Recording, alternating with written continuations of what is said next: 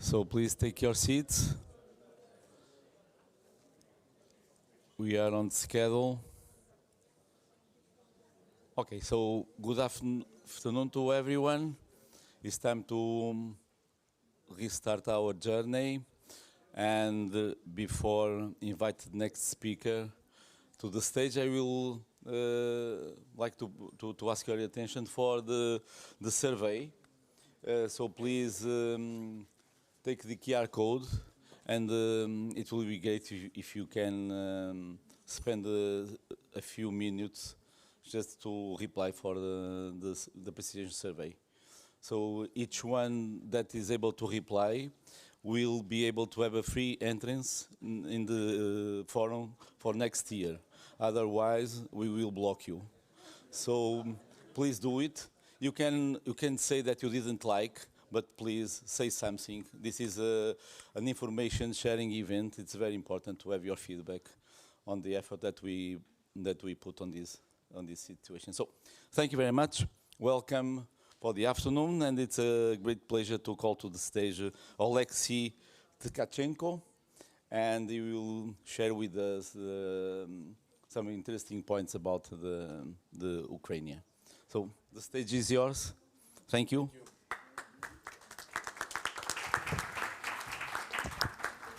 Do you hear me okay? So I have a very vital task to draw your attention after lunch. Sorry for that, but I will try to. First of all, a few words about myself. I work in the National Cybersecurity Coordination Center of Ukraine, which is under the umbrella of National Security and Defense Council of Ukraine. And in my home office, I do international relations, so I connect Ukraine's cybersecurity institutions with institutions all over the world. So if you need a bridge to Ukraine, or if you have any questions to Ukrainian cyber partners or cyber-related, or any other question, we can help you. By we, I mean my center, because we coordinate all the cybersecurity entities in Ukraine. My contacts can be found in the organizers' papers, so please feel free to contact me anytime. But in my other hat, in my other capacity, I'm a seconded national expert to ENISA, European Cybersecurity Agency, and I'm grateful for my ENISA colleagues to invite me here to speak on Ukraine cyber resilience in the energy sector. And by these words, let me start.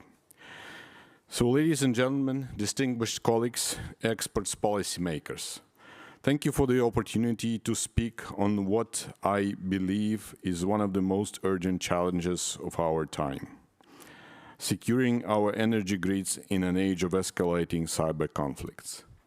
And I will talk in my presentation about Ukraine's geopolitical importance, role of democracy in post-Soviet Ukraine, rise of cyber warfare as a model battleground, and critical energy systems protection, and about Ukraine as a frontline example in hybrid warfare.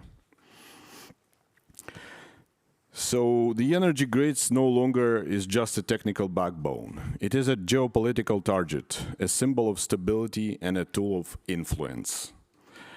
Today, electrons and algorithms are equally strategic resources, and the command to turn off the lights may not come from a missile strike, but from a line of malicious code. Nowhere has this reality been demonstrated more clearly than in Ukraine, a nation that has become both the testing ground and the teacher in defending critical energy infrastructure under relentless cyber attack. In December 2015, Ukraine faced what the world now recognizes as the first successful cyber attack on an electric grid. Attackers infiltrated 3 regional distribution companies in the western Ukraine. They remotely opened circuit breakers, cutting power to 230,000 people in the dead of winter. The malware used black energy, combined stolen operator credentials with malicious code to seize control of systems that were never designed to be online. That we need to remember. The group behind it, Sandworm, was after all linked to Russian military intelligence, GRU. But that was not vandalism. It was a strategic experiment, a demonstration of how cyber tools could be weaponized against a nation lifeblood.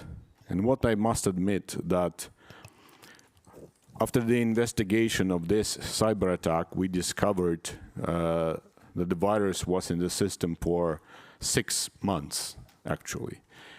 And no one from the IT team of that energy, and it was a private-owned energy, so it was not a government-ruled entity, that power plant. No one in the IT team just detected it.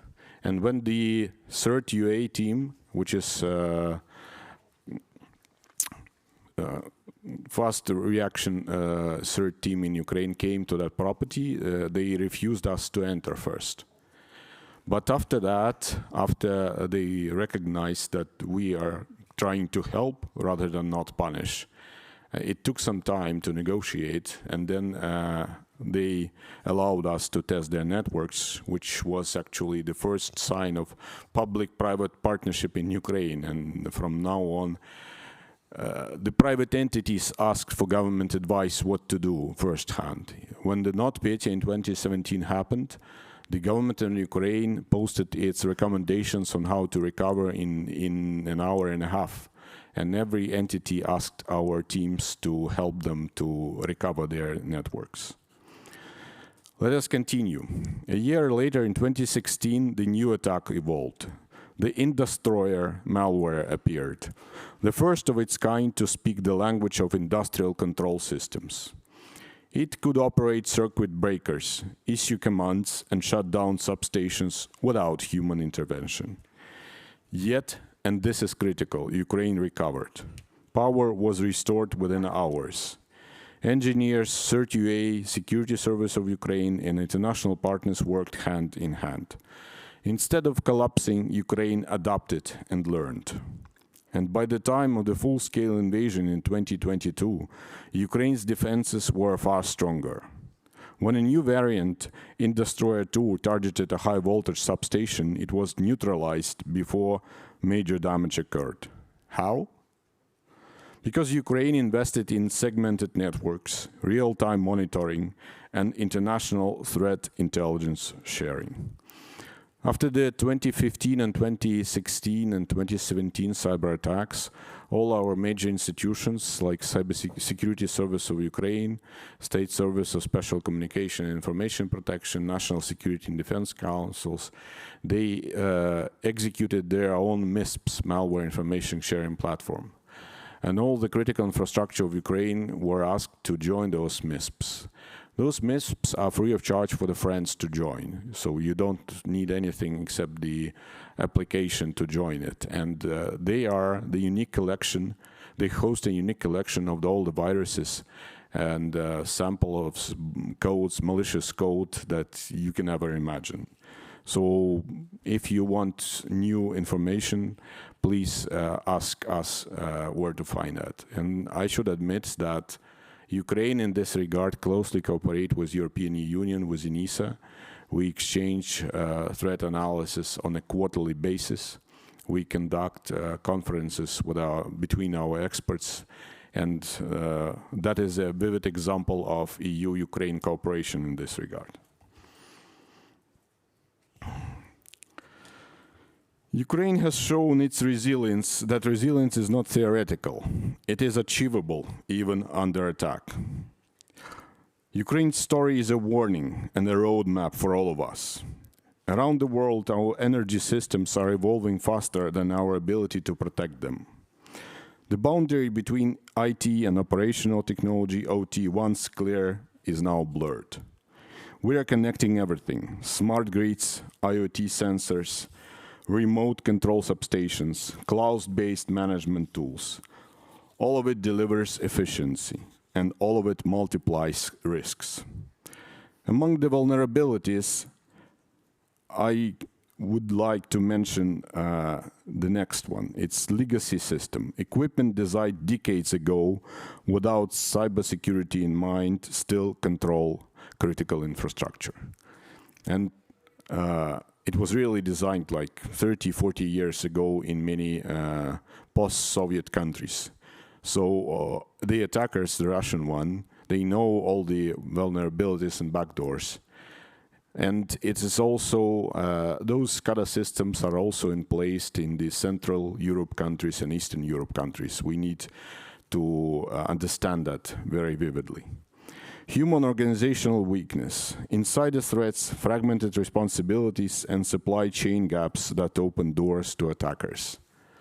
If talking about the first example of cyber warfare against Ukraine, it was 2014, when the network inside the network of the Central Election Committee of Ukraine was completely ruined by the inside attackers who put some stick into the system and infiltrated in malware. And only because the work of the cybersecurity agencies of Ukraine, it helped to recover the inner system of Central Election Committee, and the presidential election in 2014 went in a right direction. The next vulnerability is geopolitical weaponization. Cyber attacks used as a tools of coercion and hybrid warfare, where the line between crime and conflict disappears. And I would like to draw your attention to the hybrid warfare. What do I mean by this? Because in recent trends shows that in Ukraine attacks, cyber attacks on critical infrastructure are not only connected with kinetic attacks. As one of the Deputy Minister of Energy said recently of Ukraine, that after the kinetic attack of a missile strike or drone attack on the electrical grid, it is usually followed by a cyber attack in order to stop the recovery of the system. And this is very important. But not only this is hybrid, disinformation is also a tool for hybrid warfare. What do I mean by this? During the winter period, or autumn-winter period, the so-called experts, they like grow mushrooms on the TV, on the internet, and on the others, and they keep telling to Ukraine, you would not survive this winter. You need to flee out of the city. You need to flee out of the country. Do whatever you do. The Ukraine has no power. The Ukraine has no supplies. And it's continuing from 2022. And there are some people who are, especially in the rural areas, who believe in that. So we need to follow this as well, because this is clearly focused on sowing the panic among the population. And again, it started this winter. So Ukraine, the key messages of these so-called experts is Ukraine would not survive. But it is for 5 years already. As we move forward toward transnational energy markets and regional interconnections, the impact of a single breach can cascade across borders, disrupting economies, threatening lives, and undermining confidence in public governments. So, what can we do? Escape, as those experts propose us? I don't think so. What must we do as policymakers and experts to secure the grid in a connected and contested world? Let me propose several key actions based on what Ukraine experienced already. First, build cyber resilience, not just cyber defense. No perimeter is unbreakable. There are drones, there are missiles, it can do whatever they want. But our goal must be continuity under attack, not illusionary invulnerability. This means real-time network monitoring across both IT and OT systems. Segmentation to prevent lateral movement of malware. Regular cyber-physical drills that test operational recovery, not just detection. Ukraine's cyber rapid response team exercises supported by European Union are a successful model. Resilience is the new deterrence. We are constantly conducting in Ukraine the tabletop exercises for senior leaders in energy and the CTFs for the cyber teams of energy objects. And if you wish to see that or participate in that, you are welcome anytime. Second, strengthen public-private partnership and information sharing. Most grids is privately operated, yet its compromise has national security implications. Governments must share actionable, timely intelligence with operators. Operators, in turn, must report incidents transparently, without fear or regular punishment. Ukraine's ENISA and its collaboration with NATO's Cooperative Cyber Defense Center of Excellence exemplify this model of trust and shared awareness. Speed of information can make the difference between outage and resilience. And in parallel of Ukraine's ENISA cooperation with its partners, international partners, I need to mention the mechanism of cybersecurity clusters which our National Cybersecurity Coordination Center implemented from 2022, and where we do specifically public-private partnership. We gather all experts from the critical infrastructure sphere, as well as energy one, in any critical infrastructure, and discuss with them what needed to be done. And because of that, the perception of the private entities, the perception of the Ukrainian government institutions in cyber boosted rapidly, because we just talked, but we talked a lot and discussed all the problems. Third, invest in people. Develop a cyber-competent workforce. Technology is only as strong as the people behind it.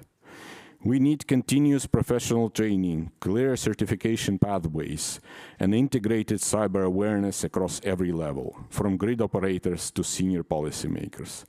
Ukraine succeeded in part because engineers became cyber defenders overnight. Cross-domain competence is now a strategic asset. To this, I would also add that in Ukraine, we vividly and use our common people to help us, so-called cyber volunteers. In 2022, I remember when we set up a headquarters in our National Cybersecurity Coordination Center during the first day of active invasions, we received thousands of calls of people, just people like you and me, who asked, what should I do? Tell me what should I do? And I mean in cybersecurity. Those people are our reserve for the contest with the adversary. Fourth, establish strong international frameworks in accountability. Sorry, I'm not moving slides. Excuse me.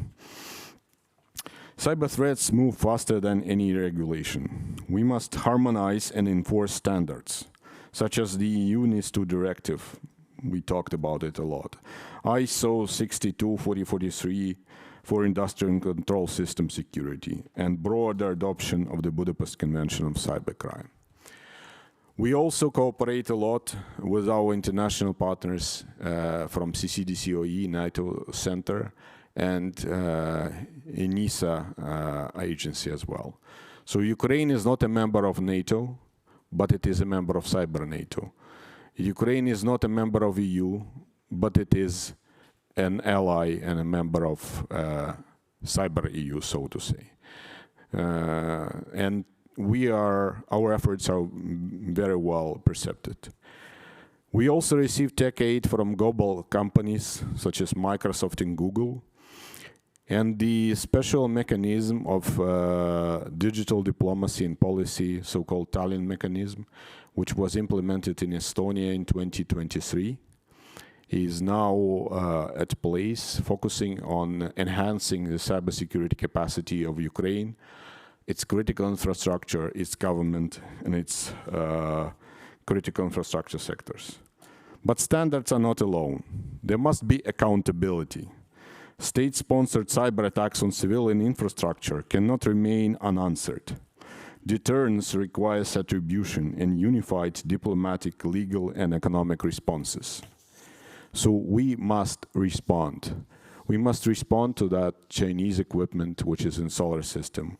We must respond to certification of products such as Kaspersky, which re-registered his entity from Russia to UK and is now selling it all over the world. But it's all Russian software. It's not British software. And in this regard, I'm thankful to European Union for its starting the process of sanctioning not only the hackers themselves, Russian hackers, I mean, but thinking about sanctioning the Russian entities or entities which sell soft and hardware to Russia. Fifth, innovate for the future grid. As we integrate renewables, IE-based control systems, and distributed generation, new vulnerabilities emerged. We must lead, not lag, in adopting IE-driven anomaly detection, zero-trust architecture, quantum-resistant encryption, and secure-by-design engineering for next-generation grid. The grid of the future must be intelligent and secure by default. Colleagues, securing the grid is no longer a technical problem. It is a strategic imperative, central to sovereignty, stability, and human safety. Ukraine's experience shows us what resilience looks like. Preparedness, collaboration, courage. When the lights went out in Kyiv in 2016, it was a warning. When they stayed in 2022, it was a message. Resilience works. Let us act on that message. Let us build policies, partnerships, and technologies that keeps our grids and our people secure. Because in this connected world, our safety depends not only how much power we can generate, but how well we can protect it. And Ukraine is open to any cooperation in this sphere. Thank you, and I'm ready to answer your questions.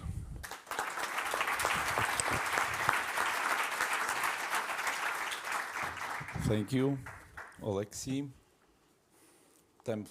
We have already one question. Hello. Yep. I'm Øyvind from Norwegian Energy Regulatory Authority. Thanks for the presentation. I was just wondering, I've been reading a couple of papers about what happened in Ukraine 2015, 2016. And I wonder, because I feel in Europe that we're going towards fully digital operation of the grids. I don't work for a grid operator myself, but would you say that a key to restore power in 2015 was that you were able to restore it manually, to go to manual control? So from digital control when it didn't work to manual control. And I also wonder in 2016, do you have the impression that the attackers had learned that the operators would manually switch on power again, and they tried to use that in a social engineering way to turn off the protective relays, that they will create a power spike that would ruin equipment, for example? So. Thank you for your question. The short answer is yes and yes. So the 2015 attack showed us one interesting thing. The fact that the power grid was not digitalized actually helped us. So you were exactly right. In 2015, after the Black Energy attack, we restored the power manually, not because all the digital system was practically ruined. But because of the manual controls, we managed to switch off the power in, I think 2 or 3 hours. But in 2016, they learned the lessons. And it was much harder, but we also cooperate with that. We all need to remember the hackers, whichever country they are, like Russia, China, North Korea, they are smart, they are learning, they are not stupid. Because sometimes the perception is, oh, come on, they are doing the same thing over and over. No, they are not. They are quite smart. In 2022, the Indestroyer 2 malware was supposed to cut the power for 2 million people. And only because we got a message from ESET and Microsoft before that, we actually managed to stop this attack in its developing, or to prevent it. Thank you. Thank you. I think we have time for just another question. Yeah, thank you. Shahab Kamyab from ULB. So thanks for your presentation. I'm just curious about the lesson learned that you mentioned. In terms of collaboration, in incident handling, I mean after the event, between the IT operators and the power system operators? Do you have a special things, special points to mention about that? Because for us, it's a bit difficult to have the same language between the IT operators and the power system operators in terms of collaboration when they need to cooperate together. Do you have something to mention? Thank you. You mean specific mechanism or secure channels, or what? Can you specify? How they cooperate to restore the grid in terms of power system engineers and IT engineers? That's a good question. I'm sorry I'm not an energy man in my capacity, but I will try to answer it. So in 2020, we got a risk assessment. Cybersecurity Agency of Ukraine got a risk assessment between in one of the hydroelectric power plant near Kiev. And we actually saw by the risk assessment that the SCADA control system of one of the operators was connected to, it happened so, don't ask me why, it was connected to internet, which shouldn't be by default, you know. And when we asked that, and he said, well, of course I need to download some updates, but we said, why your SCADA control device is connected to internet? That's wrong. That couldn't be so. So this is a bad example. But the good example is that in every energy entity, we have introduced during those years an energy SOC in the system of Ministry of Energy of Ukraine. And we are doing, I mentioned that cybersecurity clusters. And the major achievement of those cybersecurity clusters, we actually so to say, made friends, those IT and OT operators, because before that, they didn't know how to talk to each other. For example, the security team on the energy grid that I described, they were not talking to the IT team, just only because they said, we are security, we understand nothing in IT, so don't bother us. But when we showed them that the IT problems actually can stop with the work of the whole station, they started to think about it. And in the 2015 and 2016, when the attacks on the energy sector just developed, it was quite a low level of cooperation between the IT and OT teams in any company.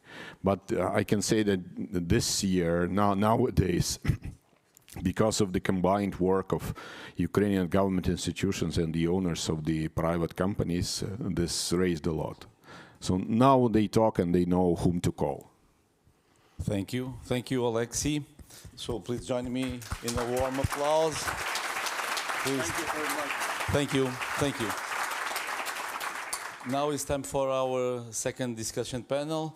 It's a pleasure to call to the stage Nuno Medeiros, Head of Mission Critical OT and CISO at the Portuguese E.DSO.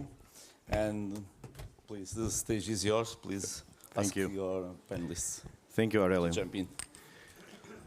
So, good afternoon, everyone. It's a real pleasure and honor to be able to host and moderate the next panel. I think it will be an interesting one. So we all know our sector is changing, and we all understand the pressure we have, not only sector-wise, but also business-wise, in supporting that transformation.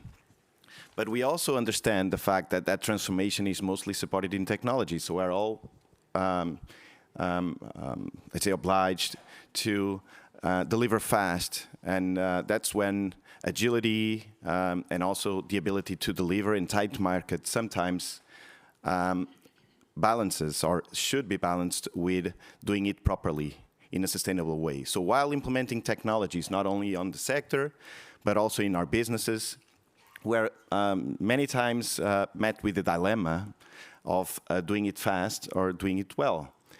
And the discussion today, I think, will support the idea in which we shouldn't be deciding by ourselves. Of course, we have our own risk management strategies, risk tolerance, but in the end, since we are in an interconnected sector, all our businesses are interdependent, we should build together a common baseline on how to address the risks related with introducing all of these new technologies. First, I'm talking about smart metering, I'm talking about renewables, I'm talking about electric vehicles and chargers. All of those technologies expand the ecosystem of the system operators, and in some way we should ensure that we are properly addressing the risk related with it. So, as I was saying, it's my pleasure to have a very diverse panel. So we bring together institutions, utilities, the policymakers, also the technology providers and standardization leaders to have this discussion. So which should be the role of all of these different entities, the different stakeholders towards ensuring a proper risk mitigation while delivering the new energy system. So I would like to call to the stage to meet me, Ricardo Figueiredo. He's a cybersecurity expert from ENISA. Please, Ricardo. Max Urban, an information security officer from Nets Niederösterreich. It's difficult for me to mention it. And also chair of the task force of cybersecurity from E.DSO. Ben Cox, director of standardization, product security in Philips, and also governor on Senelec, please. Elvira Sanchez, a security consultant from ENCS. Thank you, Elvira. Then also Lars Stefan, Director of Marketing Policy and Public Affairs and Fluence, and also a member of the European Association of Storage. And last but not least, we have quite a diverse panel. We have Yuri Sadot, Chair of Digitalization Workstream and Solar Power Europe, and Managing Director in Solar Defense. Thank you for joining me. So I'll take my place now.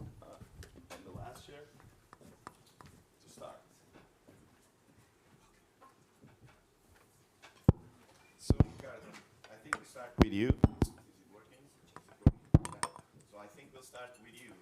As you work on ENISA to bring some, let's say, context to the panel, it would be interesting to understand over the past, let's say, year, what has been, the most critical cyber threats that you have identified, analyzed in the different sectors, but also specifically to the energy sector.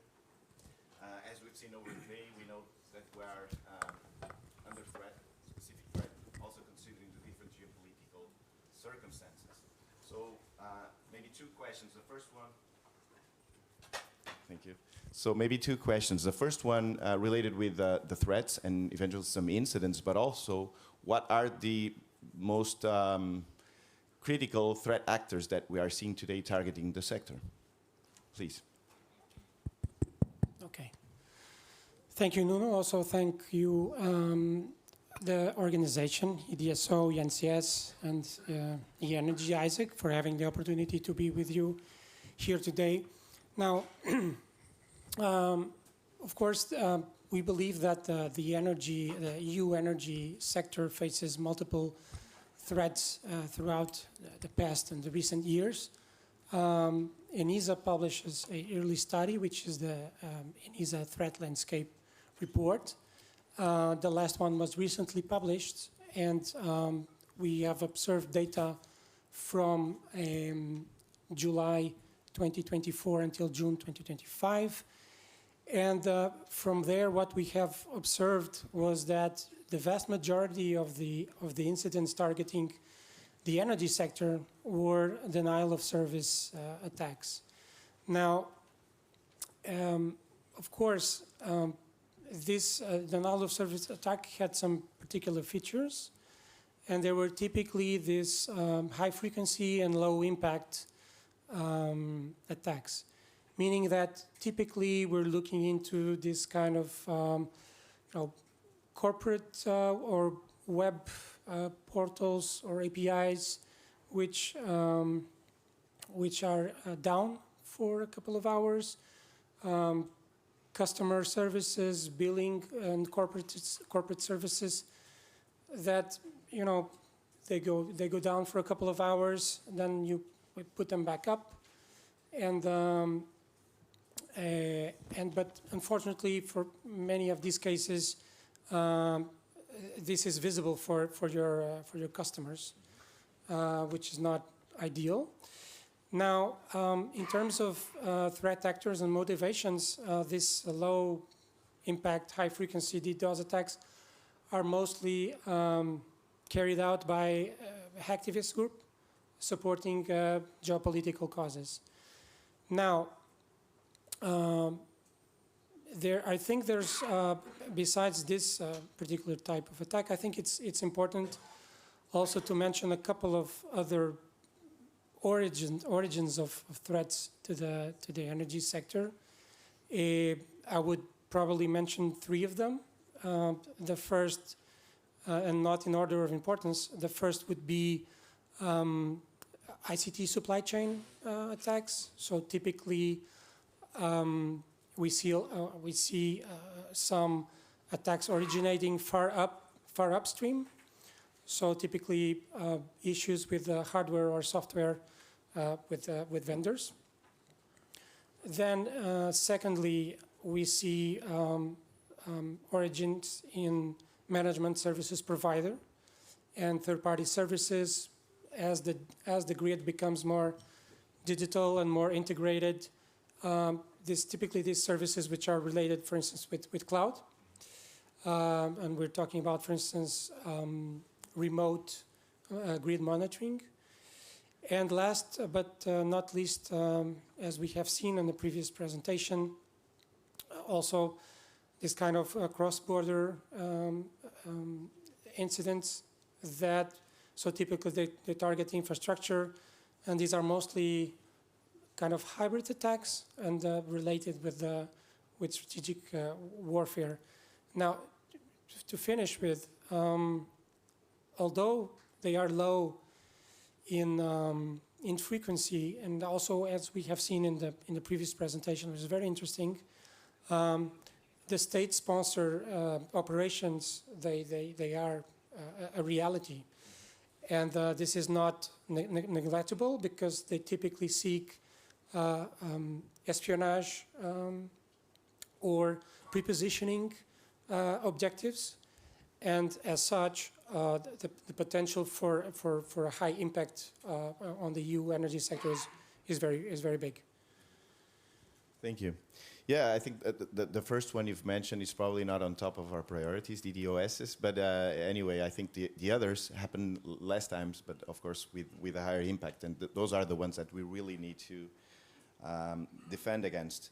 So considering that, and also you mentioned they are, most of the times, this one, the most complex one and sophisticated, they are supported by nation states and geopolitical causes and all of that. Maybe I'll pass the word to Max, because of course if we see the threat landscape changing and the introduction of these new threat actors with different capabilities, maybe we should also understand how we could collectively align to those new challenges and ensure that as a sector we have a common response. So how do regional or global alliances are changing in the way of preparing everyone to be able to deliver? Thank you, Nuno. I want to step back a little bit in history, at least in the history of Austria. We started our cybersecurity activities as a sector, the distribution system operations sector, together with the regulator, E-Control in Austria, and tried to think of what risks we are seeing at that time, which was 2013, and how we can mitigate the risks. So the first thing was we did a risk analysis, and then we said, well, there are measures coming out of this risk analysis. What do we do with them? And we decided to continue to implement the measurements in our own companies, but in a project which we run as a public-private partnership together with the regulator and the E.DSO sector in Austria. This is what we then saw also later on as a step forward in the issue. When NIS directive came up and the NIS law came up, we had already found an energy cert, CCERT in Austria, where we cooperate and exchange our information on what the day-to-day business is like in cybersecurity. And we nowadays founded an energy system security operations center on top of the energy cert, also only dedicated for the energy sector. And this energy cert is cooperating with the industry and the government cert in Austria and the European cert. So we exchange all the information, what's going on, where is an maybe incident of compromise, or where is a trigger of something, and we immediately get this information, and this helps a lot. Thank you. So you would say cooperation as a basis, but also then being able to align as much as possible strategies and also incident response when needed. So that's, let's say, two key factors to be able to adapt collectively to this change. Exactly, and we also found a working group on the E.DSO cybersecurity colleagues in Austria, and I'm heading that in Austria as well as at E.DSO, yep. where we have the task force for cybersecurity, where the E.DSOs, being members of the E.DSO, are exchanging their experiences and best practices in mitigation of the risks. Thank you, thank you. Thank you, Max. So, and Ben, maybe considering your experience on these standardization bodies, because as I said at the beginning, we should all collectively adapt because we're interconnected. So we don't want any low-hanging fruit, otherwise it might, propagate. So in the end, how is the standardization bodies also adapt to this new threat landscape and these new kind of actors that have so much sophistication behind them? Yeah, at this moment I would say there's of course a lot of standards development taking place. Of course in the international level, ISO, IEC standardization. At this moment within CEN-CENELEC, and there I also have to mention ETSI, the three European standardization organizations. We are at this moment really working on creating the harmonized standards for the legislations that are upcoming. So my role as convener in CEN-CENELEC, I lead some of the working groups dealing with product security. And one of the working groups has finished harmonized standards for the Radio Equipment Directive Delegated Act, which already went into force a couple of months ago and is really also already enforcing cybersecurity requirements for products placed on the market. At this moment, for one of my working groups, we're developing the horizontal standards. So this is where I would say we're really defining the baseline, and there we have 400 experts discussing like what is the appropriate baseline. And horizontal means, of course, for all the products. On the other hand, I also have a working group where we have a project dealing currently with the smart meter gateway, which of course is interesting because the policy or the regulation, of course, addresses the single European market. But as we all are very much aware, and what also already was mentioned, if you look at, for instance, part of the smart grid infrastructure and the products, there's no single European market. They're very fragmented into the national architecture. So that's part of the challenge. But because of all the legislation that are upcoming, we bring the experts together and try to set what is the minimum what you have to do. To be applied to everyone. To be applied to everyone for the horizontals, and then we also have the verticals for very specific type of products, because the horizontals might not be enough for specific verticals. Okay. Thank you. And Max, a while ago you you can have a drink. No, you mentioned the coordination mechanisms at Austrian level for incident response. And also you mentioned the cross-border attacks. So an incident might not only be limited to the company or to the grid that has been impacted in some way, so it can easily propagate. So how do you see also being able to connect with so many different E.DSOs as part of ETSO? The existing coordination mechanisms for incident response, and also to bring up a collective capability of addressing these cross-border incidents? We did it not only in theory, but we do it also in practice. This Monday we had a tabletop exercise provided by ENISA to us. And we gathered together in the same room. Well, that sounds a little bit strange, having the same room. We gathered together, it was a tabletop exercise. We gathered together in the same room, the energy cert and all the colleagues from the E.DSOs, as well as from the generation companies, which is an important factor, and trained that we also come together if there is a Cyber Europe exercise. In 2014 there was Cyber Europe for Energy. In 2024, as far as I remember, was also Cyber Europe exercise for energy, and whenever that happened we grouped together, most often also in the same room or in the same rooms, and then we exchange and learn, and that is why I say that, and learn how important that is, that we have short distances in communication in the activity of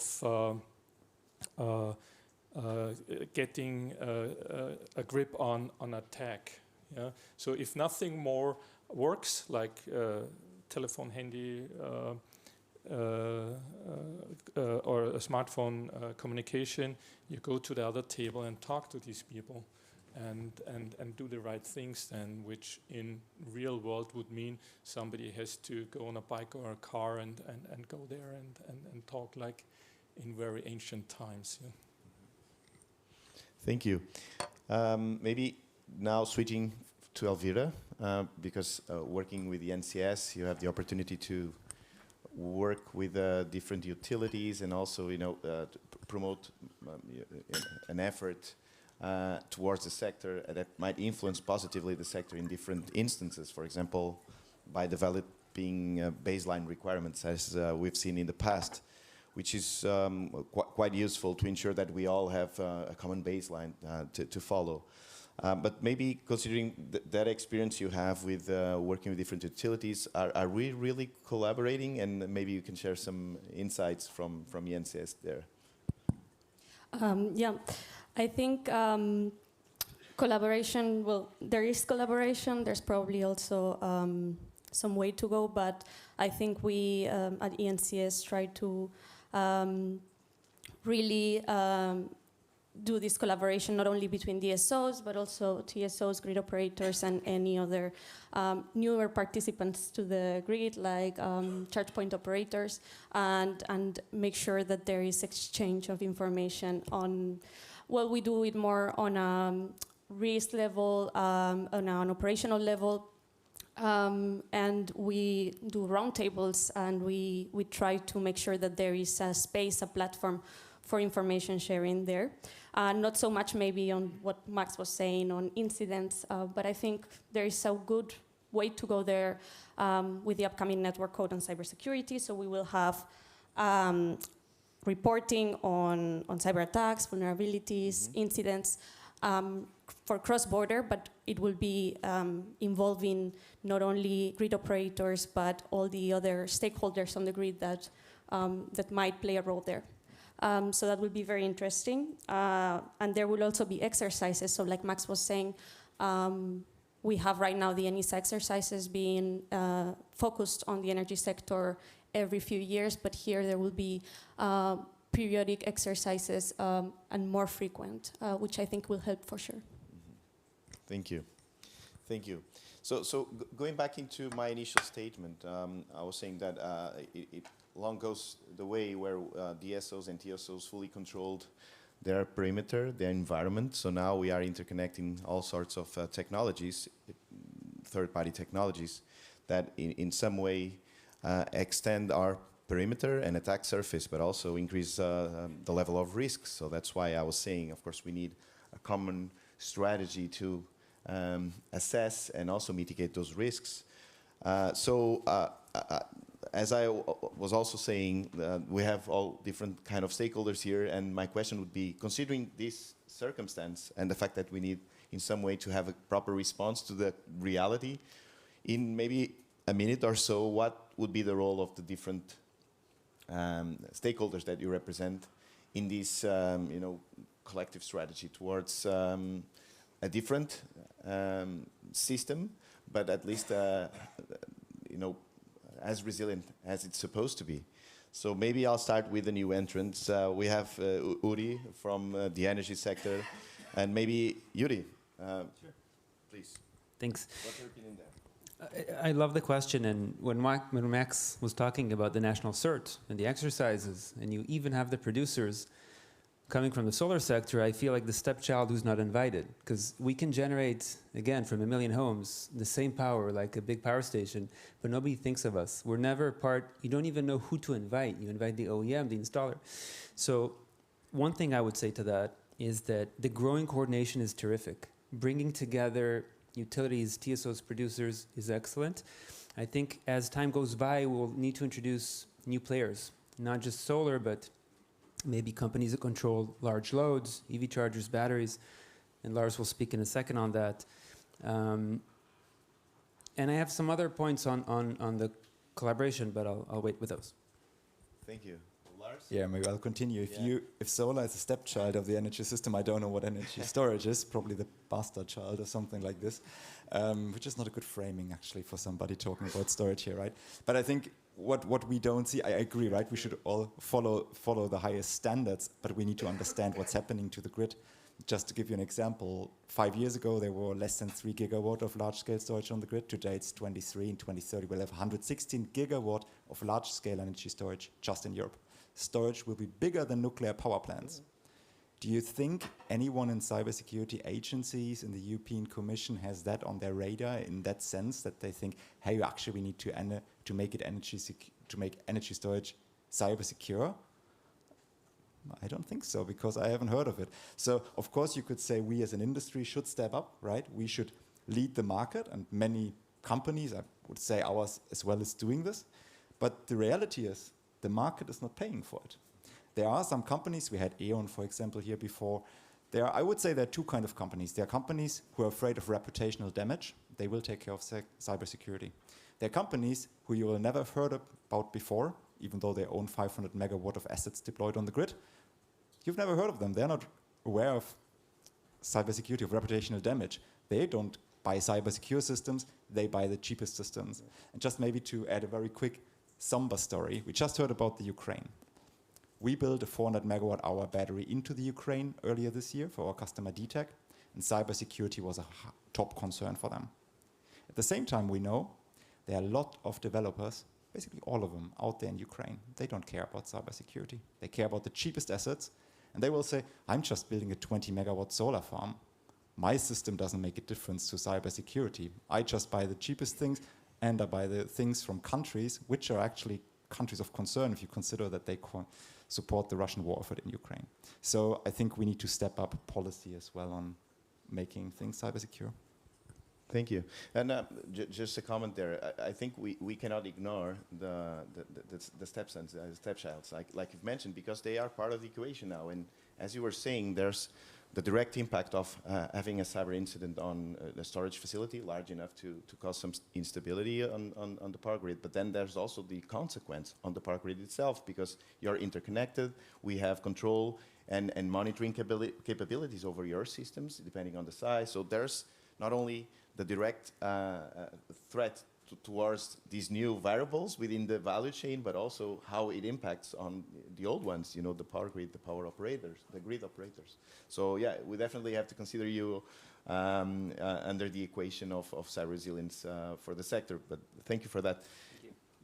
Yeah, I think following on what you were saying, for us the role is keep doing what we've been doing for years, which is basically follow on these newer technologies, and with our members, which are mainly grid operators, understand what the risk is of these technologies to the grid, test these technologies, ensure that we know what risks we are being exposed to, and then also do a bit of information sharing, like I mentioned before. So share with our members, make sure that they all know what those risks are, and that together we can also go maybe to the European Union and vouch for those measures that we want to have, and yeah, make sure that those risks are known and mitigated, basically.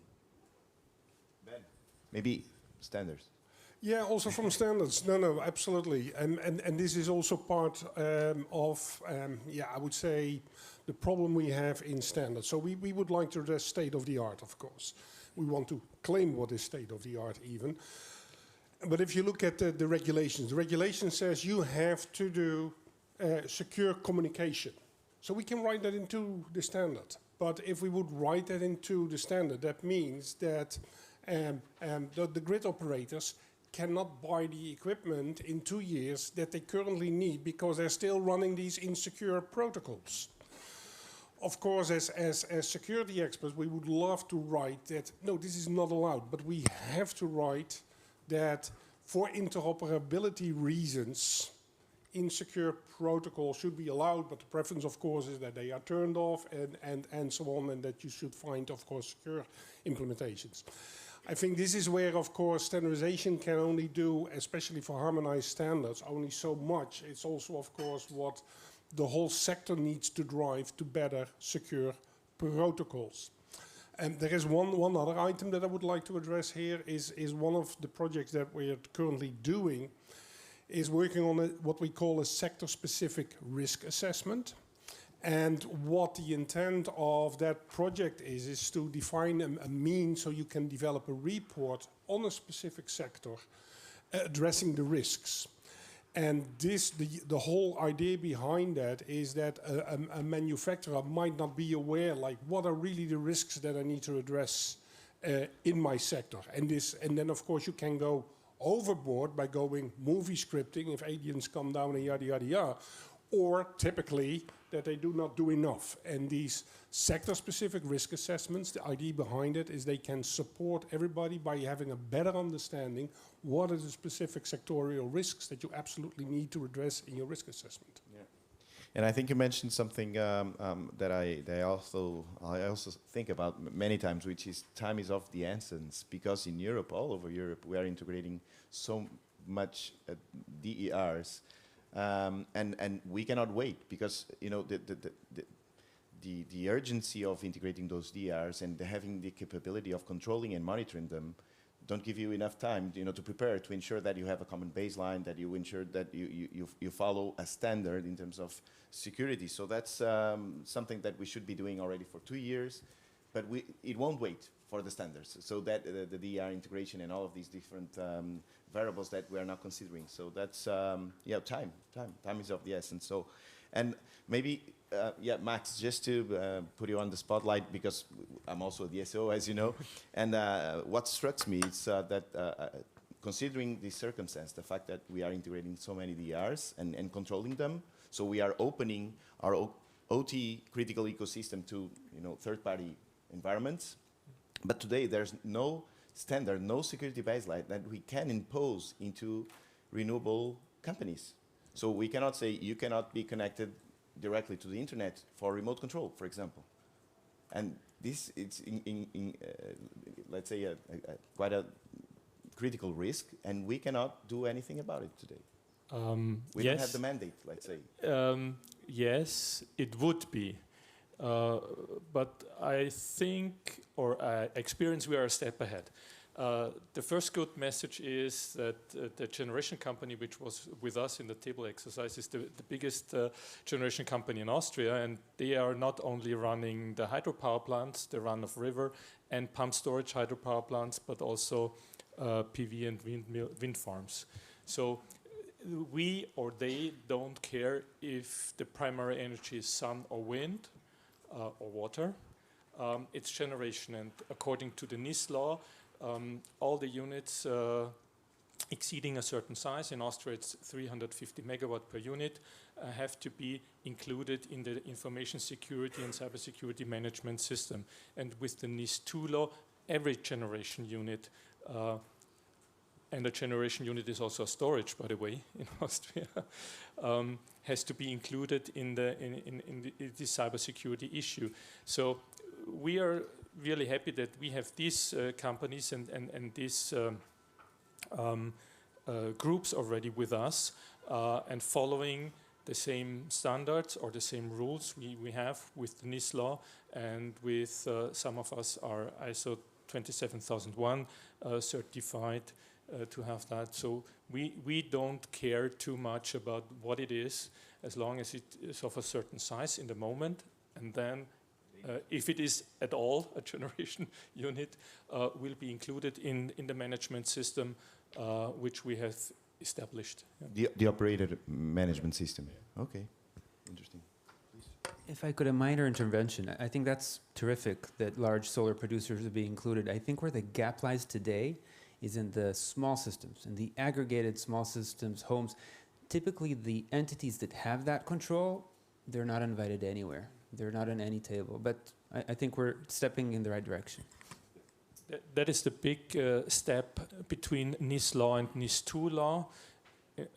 Again, the Austrian case, under NIS 1, well, NIS law, sorry, not NIS law.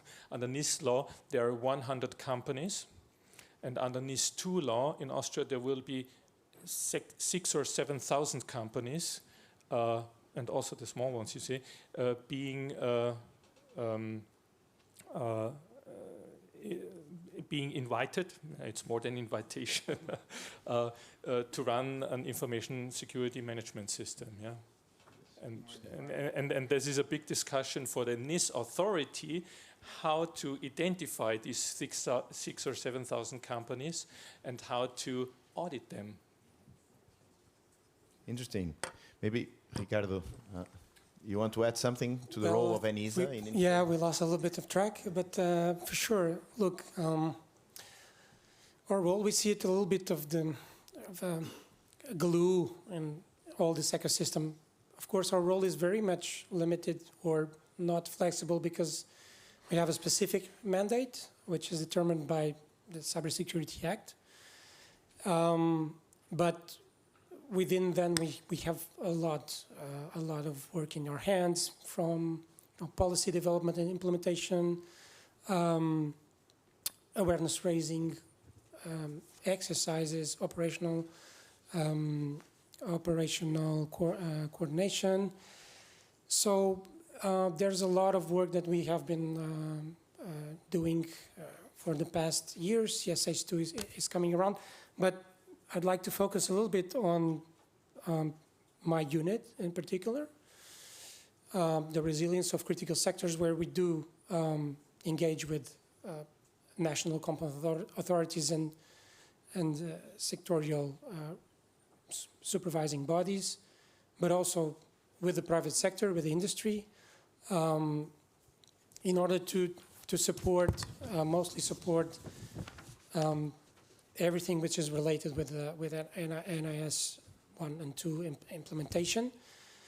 It is very nice to hear Ben's comment on EU-wide risk assessments, because this is one of the areas that we are focusing right now in our unit, and we think this is a very, very interesting and valid point, because we do see the strategic threats. We do have developed methodologies for risk assessment at EU level. We have kind of formal cooperation mechanisms between ENISA, the Commission, and the member states, namely the work stream from the NIS Cooperation Group for Energy. And really the EU risk assessments are key for us to understand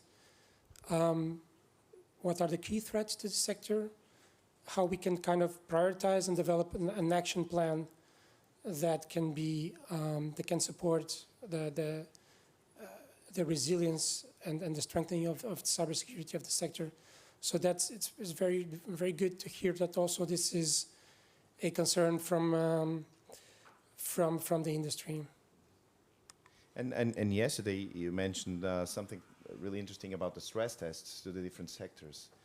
Do you see that at some point might have stress tests also to the energy sector, considering its criticality and the impact on society? We all saw the blackout in Portugal and Spain, so we are pretty much aware of the importance of the sector, so that's something that maybe in the future will come? Yes, for sure. Look,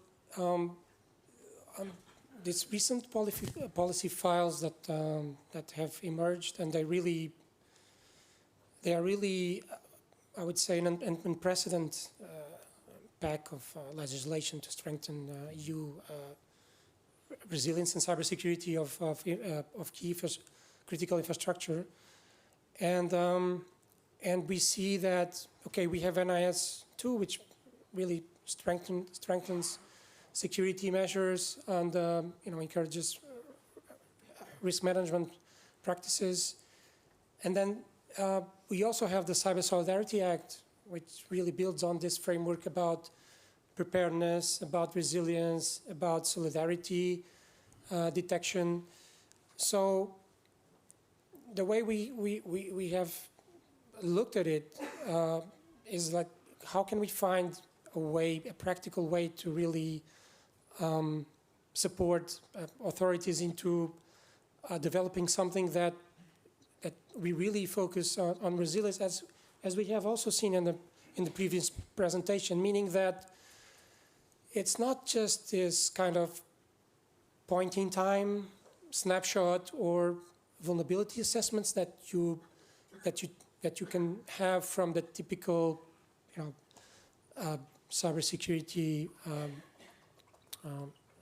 assessments, let's say pen testing, vulnerability assessments, but really how to understand how much actually, as we have seen in the previous presentation, the system can take an X amount of stress until it really breaks and it's not able to provide any more the critical service. And we have recently published a handbook, which is in ENISA's website, which is basically a step-by-step guide for an authority to run a cyber stress test. It's sector agnostic, so you can use it for whatever sector.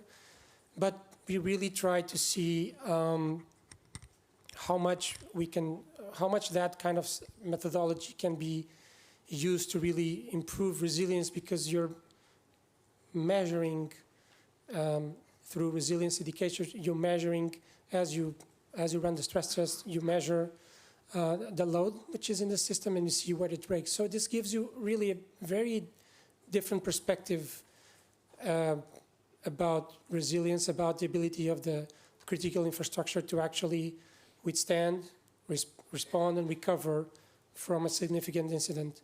And this is what we want to achieve, because we have all of us have understood that you're never 100% safe. So you better just also look into this part of getting respond and getting the systems up and running as soon as possible.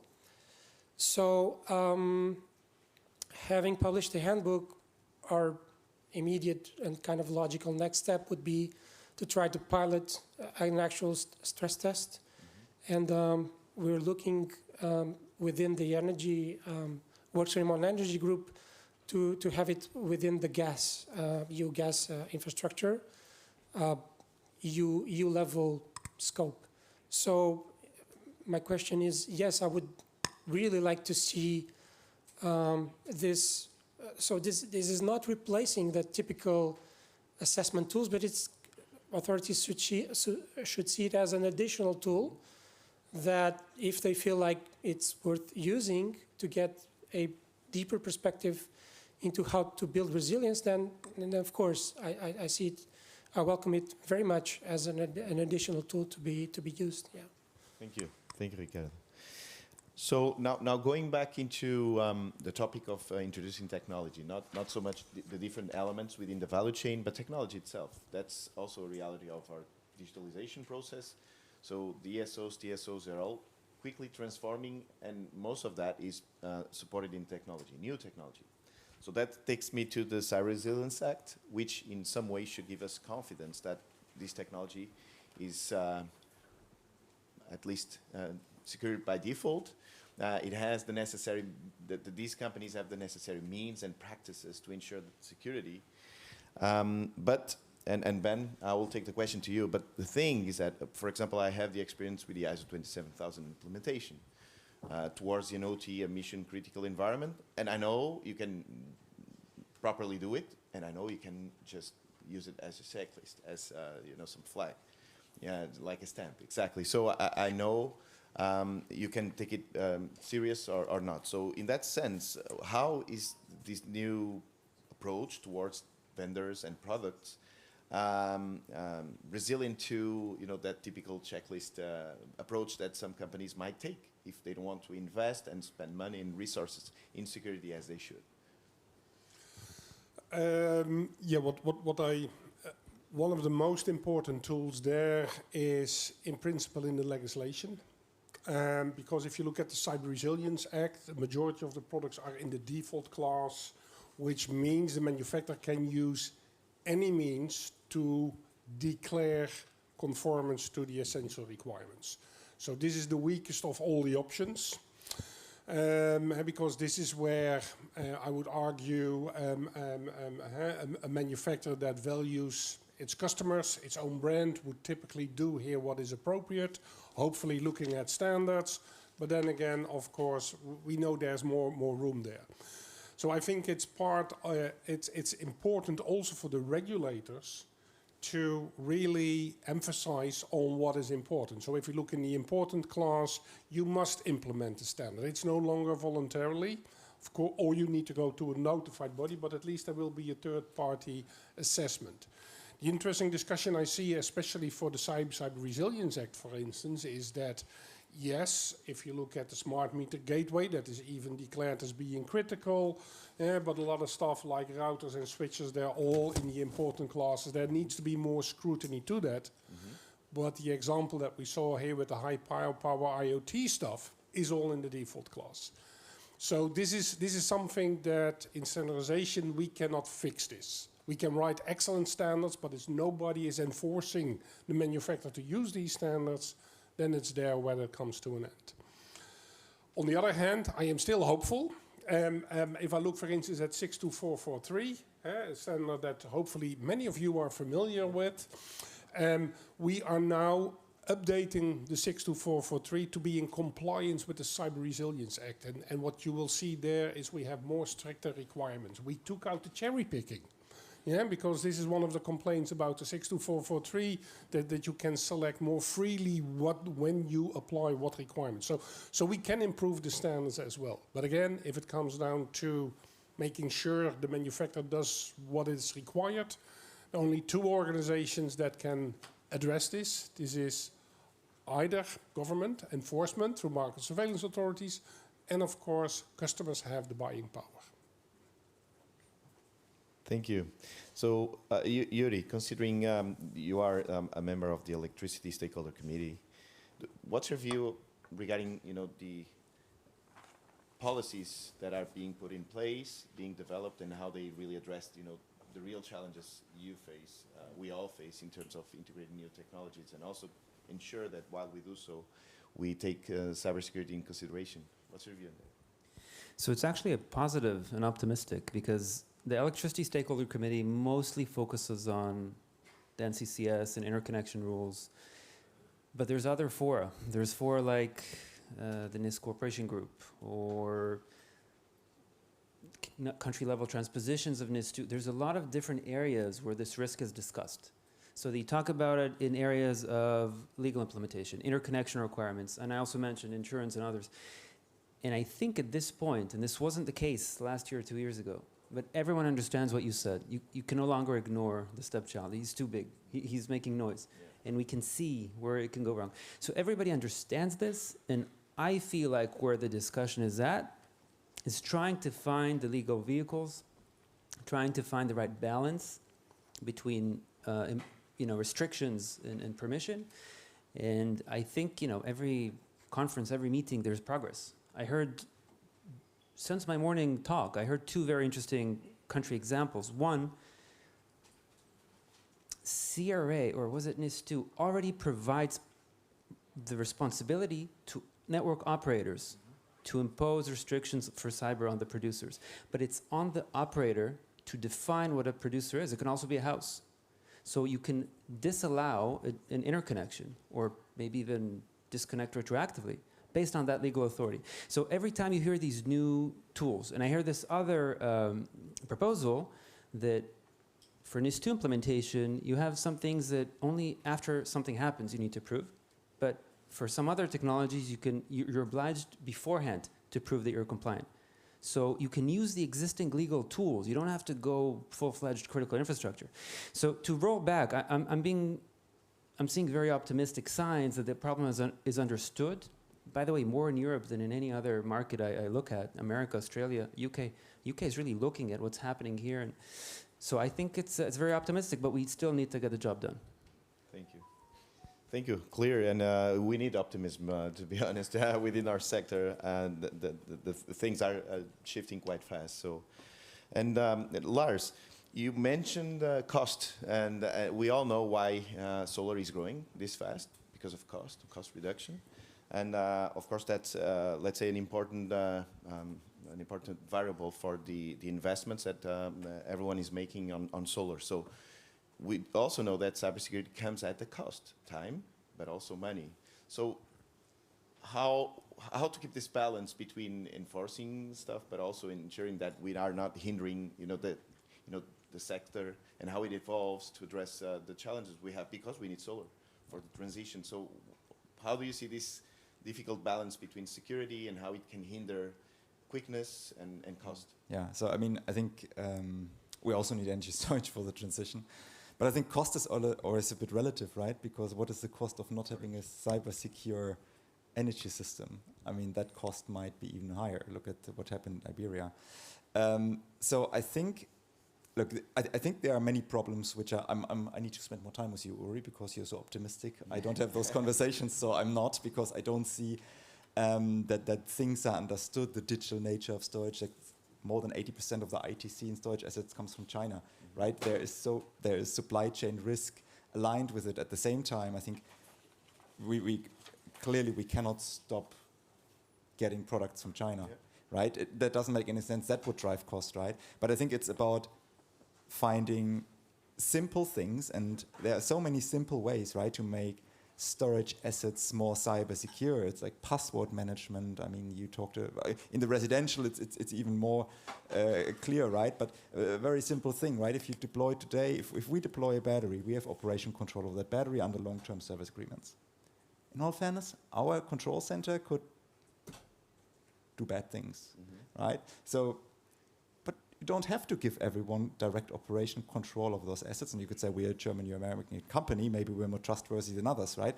But you could just have like indirect reading rights, and we need to go through the 27 control center of our customer to get operation control.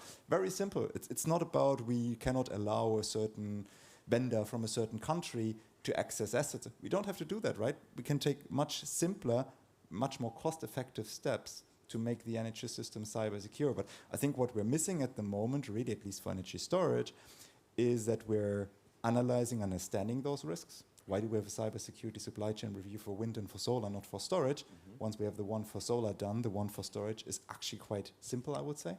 So we need to understand those, and we need to address them in a sensible way, right? You will never be able to prevent cyber attacks, but you need to make it more difficult. You need to lower the impact it has. You need to be able to recover your assets, and those things you can do without taking very strong measures which will actually drive cost up a bit. Yeah, cybersecurity will drive cost up a little. On the other side, hey, energy storage cost fell over the last 2 years by 60%. Sorry, I mean, cost is not an issue. If we want to have cyber-secure systems, then cost is not an issue, but we need to decide that we want to do it. We need to analyze the risk, and we need to find sensible things to do it. Maybe a quick word. There's a real history example with fire safety. Like 20 years ago, there were barely any standards. Systems would catch fire. I know that in the United States, it was the Firefighter Association that drove for higher fire safety, because they would come to a house on fire and they couldn't climb on the roof. It was 400 volts. So I think there's no one answer of what the right balance is. But one thing that is unique to solar, and maybe other distributed, is that if you look at a solar project, it doesn't matter if it's on a roof or a big plant, 95% of the cost is moving things, big panels, big materials. Typically the controls, the brain, is very small. And I used to work in an inverter company. I know that from 1,000 power engineers, that's the number, like 1,000. We had 5 cyber people. So I think making the brains more secure is not a very big cost. So I think we need to be having these discussions. We need to do this analysis of what the actual cost implication is before we say it's prohibitive. And but you would say that both on solar but also storage, there's, let's say, the engagement from the industry to make their products safer For cyber, this has been coming from industry, but at least with fire, it was a very different dynamic for different reasons. Okay, good enough. Well, I would say, I mean, some companies do, but then if customers are not willing to pay for it, then it's not. And I mean, we have very clear examples, right? There, for example, there's a company which is a high-risk provider in 5G equipment, but it's free to sell energy storage assets in Europe and has 5 gigawatt hours of reference projects in Europe. So I think we're lacking this commonality there. There are some companies, but not every customer really cares about it. Huh?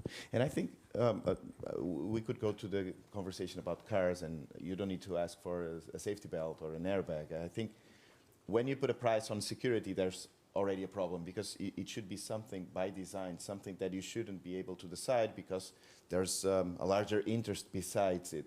But yet, the industry is still building and building up, and I think it's, as you were saying, it will adapt. So either by the utilities or vendors, or at least a better understanding of the risks related with introducing these new technologies, that will maybe guide the maturity level on these new technologies. And cost will not be a topic because it's part of the deal. Volvo was the first car company to invent the seat belt in the 60s. And they had a patent. It became popular because statistics very quickly showed it's saving lives. And they gave open the patent. And now they're very proud of it. So it's this natural evolution. I think the reason the inverter companies, some of them have been pushing it, it's a company extinction event if there's a cyber event. So when you see the controls, the control rooms, you're very aware of the power of the risk. I think that is part of why it came from the companies, at least part of why, and not from firefighters or others. Thank you. Ricardo, you wanted to add something? Yeah, to add the fact that, in my opinion, putting a price in security has also a very bad side effect, which is you make it a source of competitive advantage. And it shouldn't be like this. So you shouldn't have security or cybersecurity a source of competitive advantage. It's not how you should differentiate yourself in the market. And following that, it makes much more difficult for you to come in an EE-ISAC and do information sharing when your security is your source of competitive advantage. So you're not willing to share whatever gives you the source of competitive advantage. So just to mention that, in a way, I agree with that. And yeah, putting a price on security may have this sort of not so good effects. And I think this is not the way to go. Yeah, just to add a bit on that. Thank you. Thank you. And we're basically talking for 40 minutes about the risks introduced by new technologies and also new important elements within the power grid. Maybe I'll ask Max and maybe Yuri or Lars to give the perspective to the public, to the audience, about what are the main threats or risks related with the new energy value chain, where we have new companies with big enough size to really create stability issues, as we've seen a few months ago. So maybe Max, on the E.DSO perspective, because you are now obliged to integrate so many different resources and technologies, and also in your case, because of course you understand the risk related not only with your business, as you were saying, like a survival topic, but also how it might impact the sector as a whole. Maybe we start with the E.DSO perspective. Yes, thanks, Nuno. Well, I would say this is two-dimensional. First of all, our information security management system is still evolving. As you said, and as all the colleagues here said, there is new technology, there are new vectors of compromise and attack vectors we have to face and we have to mitigate. So we have to evolve what is already there. That's one thing. And the second thing is, I even see it in my company, as we have for the NIS law, the scope of supply, the system operation defined as being in scope of information security management system. And with NIS 2 law, we have to put the whole company into that. So I have to train now departments like the billing department or the planning department into information security. As well as we in the association have to help and take into the smaller companies for that. So I have to evolve my established information security system.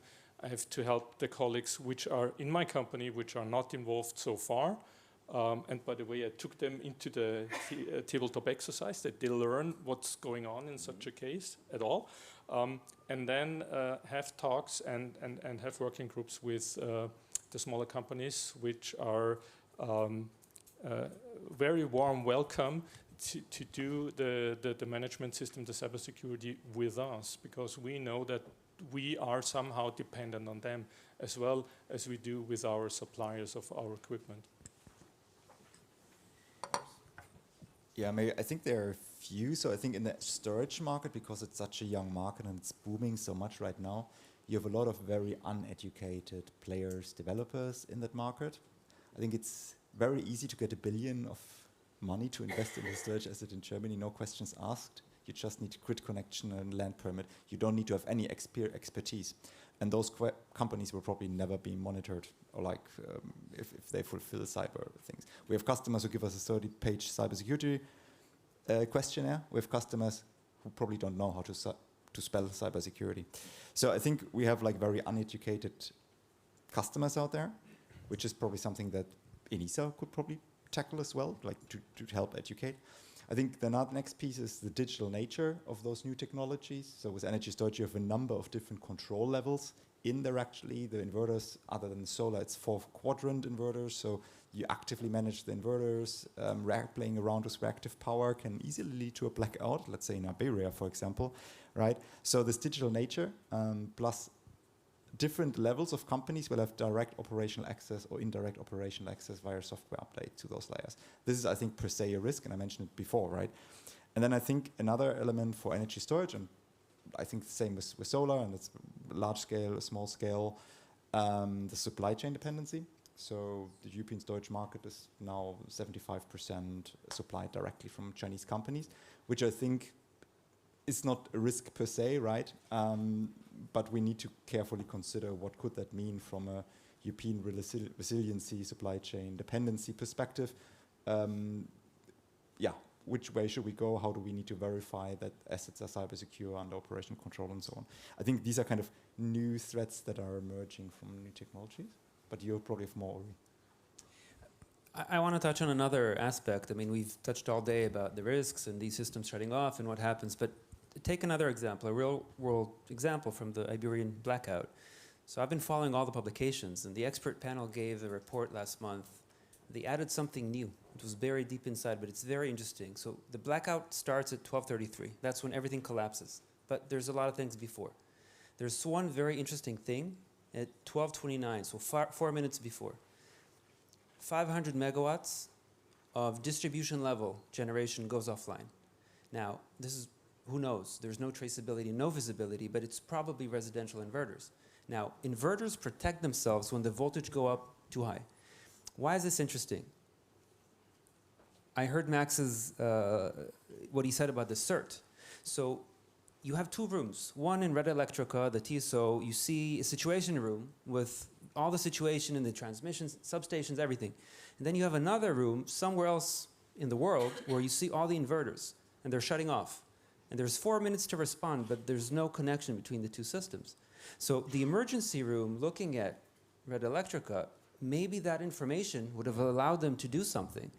So I want to draw attention to something else, not what could happen, but how to understand what happened, having visibility, having reports, having traceability, having the systems connect to one another, and also just joint language and visibility. So all these things are very, I mean, from a technology point of view, very simple, right? It's a cloud API, it's nothing. But again, it's all part of this paradigm shift that we need to bring in the step kids to the party. Thank you. And we're almost out of time, so I would give the floor to the audience for 1 or 2 questions, if you'd like, to our panel. Super clear, or too tired from the day? Okay, we have a question. Thank you.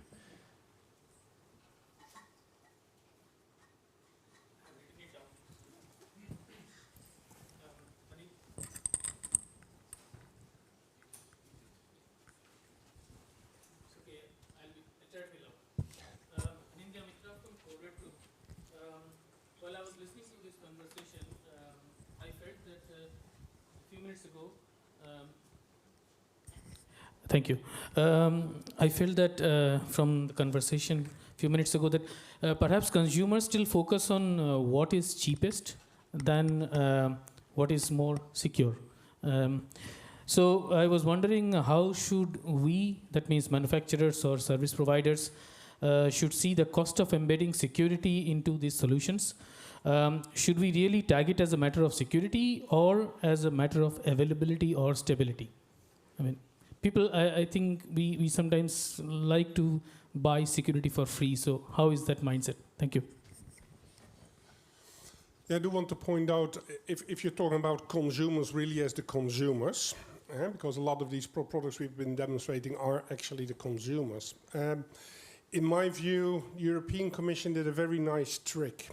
The European Commission is enforcing the NIS2, which of course the purpose is that service providers, critical infrastructures, but also manufacturers take security at interest, that they need to address security.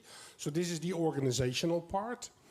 If you look at the red delegated act, the Cyber Resilience Act, this is focusing on that you can only place products on the European market when they are secure. And there's the third element, especially for the consumers, which is the product liability. And consumers can take actions against manufacturers if these products fail to be, for instance, secure. So there is this nice way that on one end, organizations are enforced to be more secure, products are being enforced to be more secure, and consumers are being empowered to seek damages if that fails. So I hope that's also part of the incentives for the manufacturers to take it seriously. Okay. One more. One more. Thank you.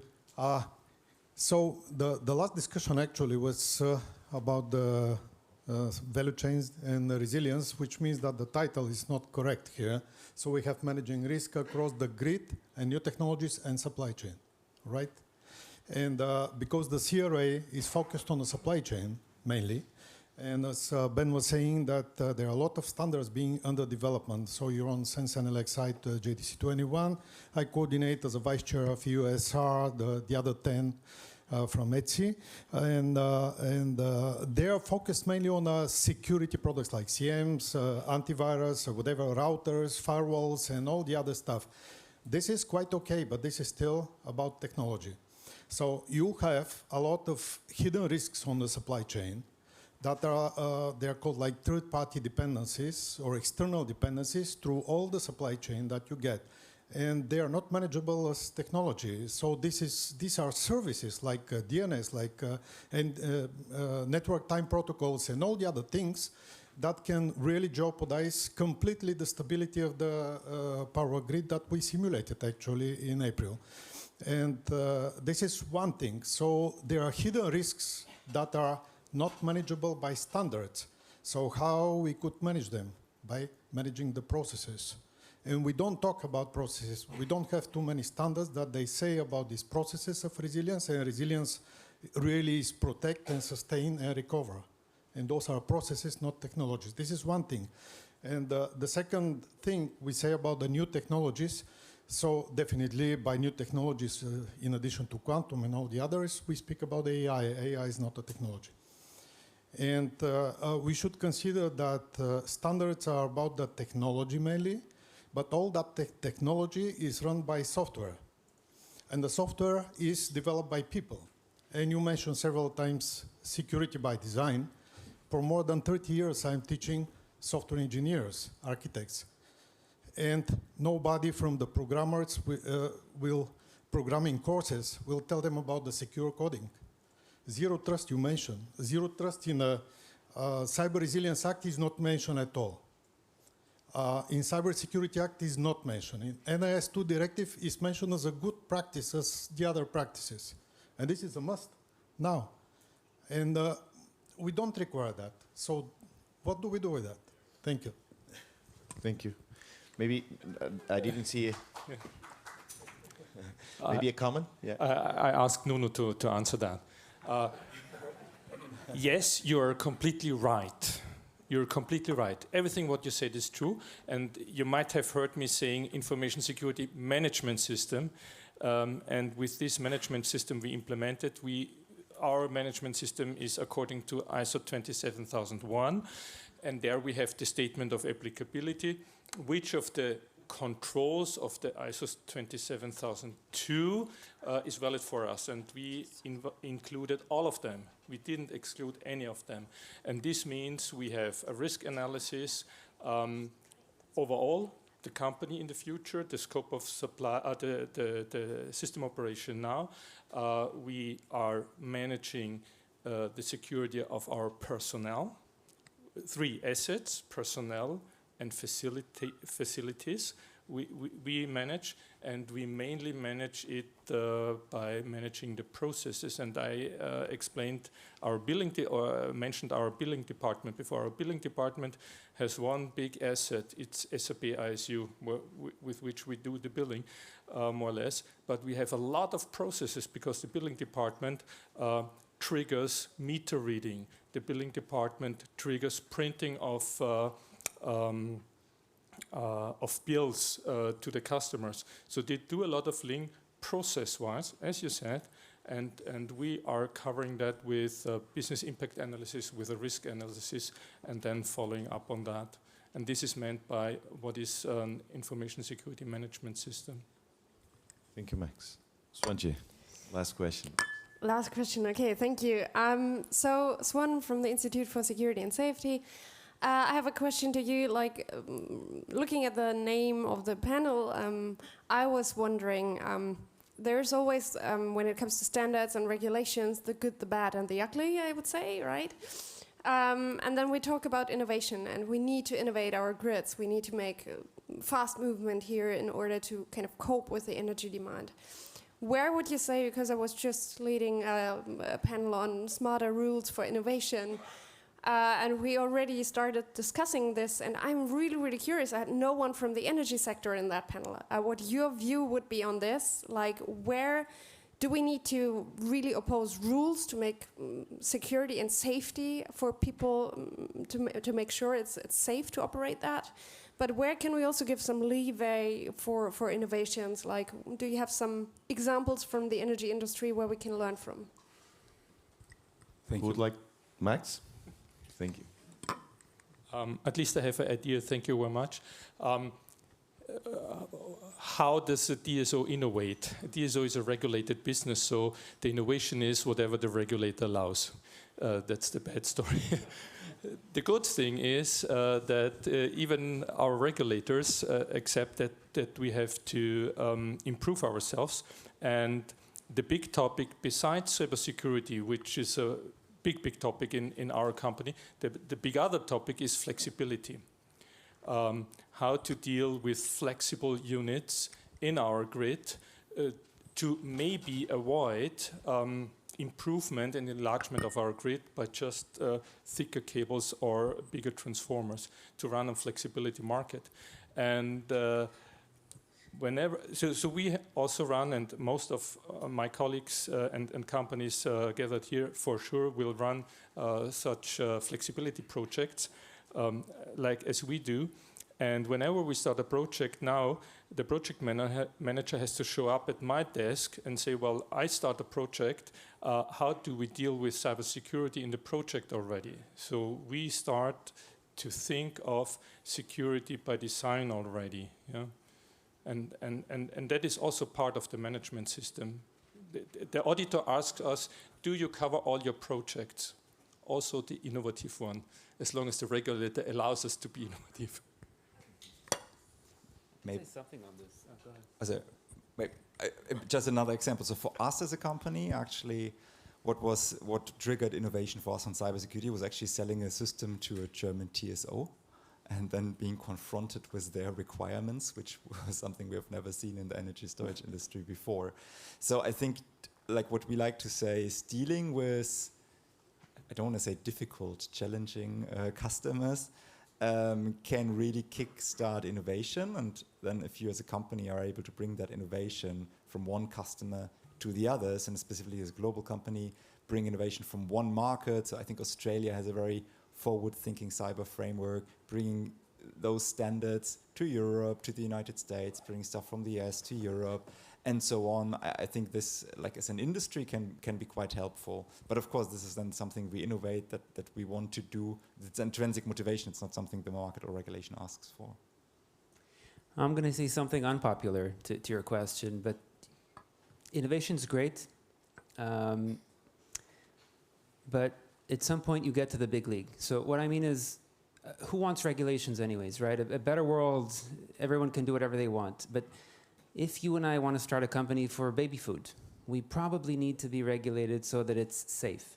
And I think the line passes where it's life and death. And in the Spanish blackout, Iberian blackout, 11 people lost their lives for all kinds of power-related accidents.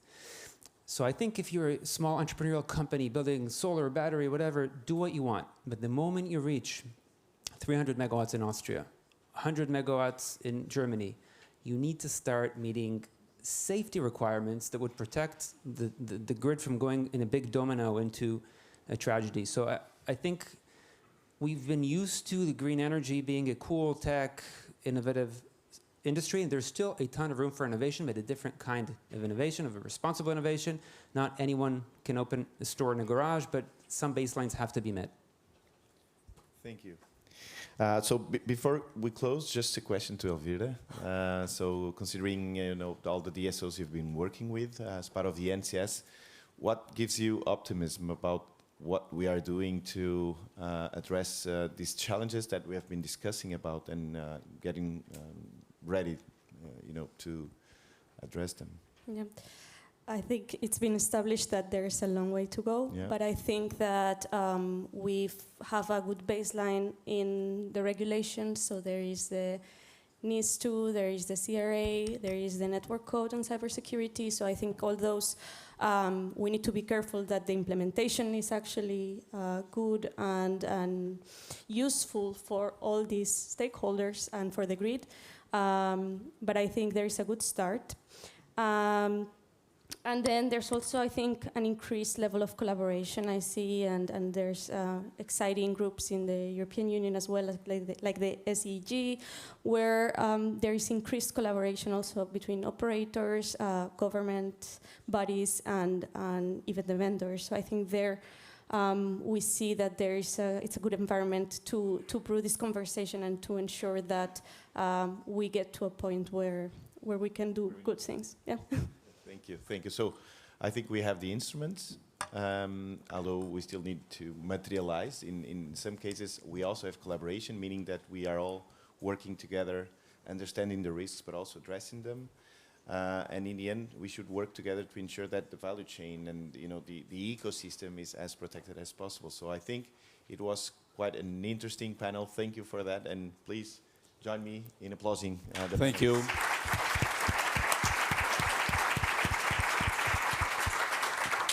So please take your seats. Thank you very much for this interesting discussion.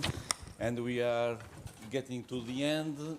And for the closing remarks, it's a pleasure to call to the stage Micaela Colau, Policy Officer at DG Energy. So, Micaela, be my guest. This stage is yours.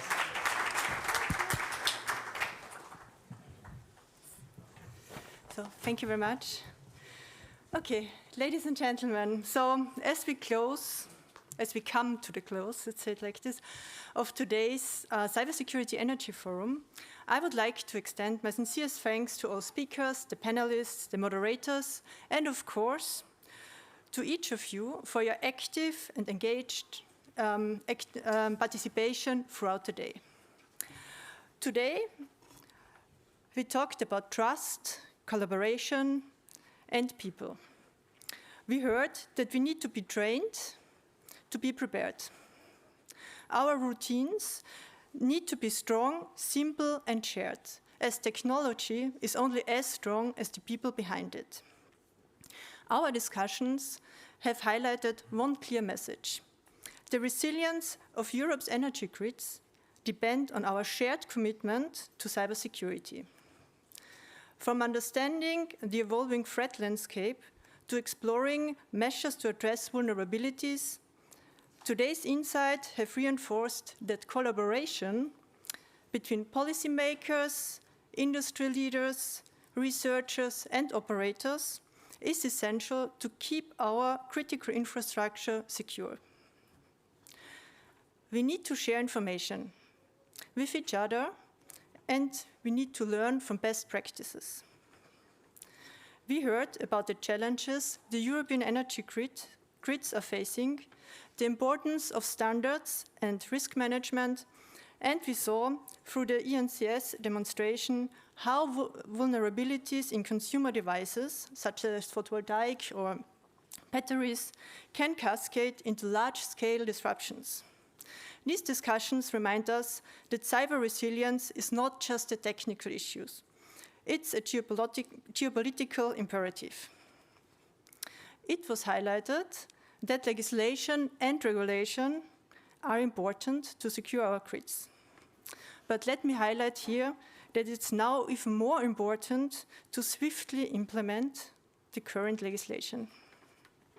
I would also like to acknowledge our Ukraine colleague for sharing Ukraine's experiences and powerful lessons learned from real-world cyber incidents. Their testimony underlines the urgency of our mission. Stay vigilant, adaptable, and united in safeguarding our grids. As we move forward, let us continue strengthening cooperation and ensure that cybersecurity remains at the heart of the European clean and digital energy transition. Thank you once again for being part of this forum. Safe travels home, and I look forward to seeing many of you next year again. Thank you very much.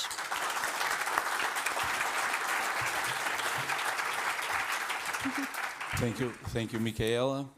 Now it's time to end. I would like to remember again our appreciation survey.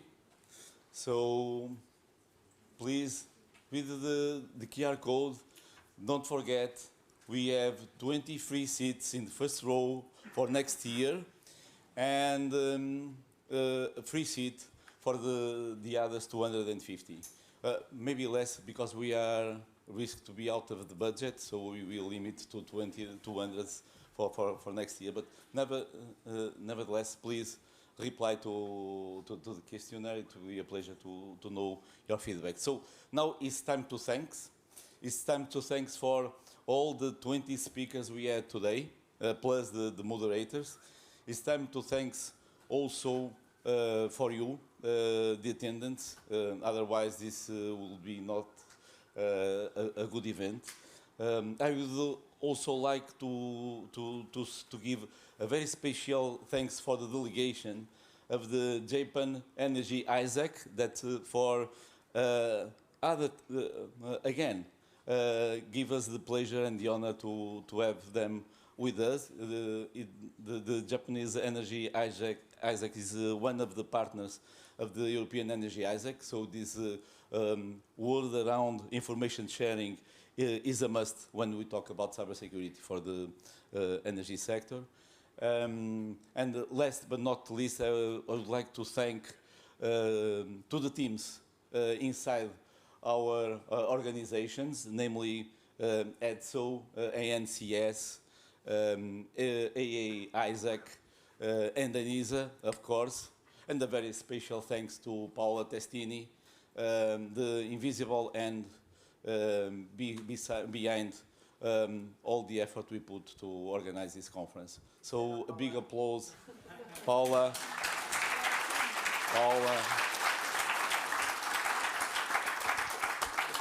So thank you all. Have a safe back to home, and have a nice end of the week, and see you next week if you reply to the assessment. Okay? Thank you.